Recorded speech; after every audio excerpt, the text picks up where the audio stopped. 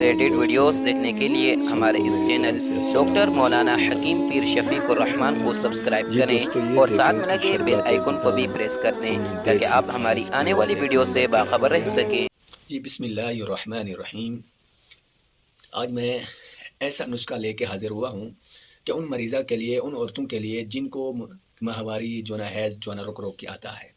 پہلے میں جو ہے علامات بتاؤں گا کہ یہ کس وجہ سے جو ہے کون کون سی جو علامتیں پائی جاتی ہیں ماہواری جس کی وجہ سے رک جاتی ہے، ان کی جو علامات کیا ہیں۔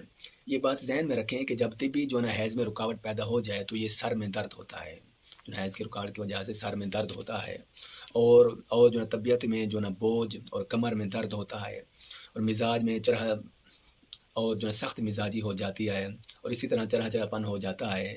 حیض جو طبی طور پر حمل کے دوران بھی رک جاتا ہے، بچے کو جو دودھ پلانے کے دنوں میں بھی جو حیض رک جاتا ہے، اور بڑھاپے میں بھی جو حیض رک جاتا ہے، جس کی وجہ سے یہ جو علامات جو پائی جاتی ہیں۔ اس صورت میں جب ان تین جو صورتوں میں حیض جو رک جائے تو اس صورت میں جو اس کے علاج کی جو ضرورت نہیں ہے۔ باقی اگر ان تین صورتوں کے علاوہ رکا ہے تو اس میں علاج جو ضرور کروائیں۔ میں آپ کو ایک نسخہ بتا رہا ہوں کہ حیض کی رکاوٹ کو دور کرنے کے لیے بہت جو آسان نسخہ ہے، گھر میں بنا کے استعمال کریں۔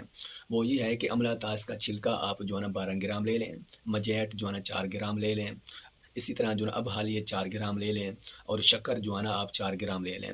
تو پہلے تین دوائیوں کو 250 ملی لیٹر پانی میں جوش دیں، جب آدھا رہ جائے تو اس کو چھان لیں، پھر شکر جو ملا کر۔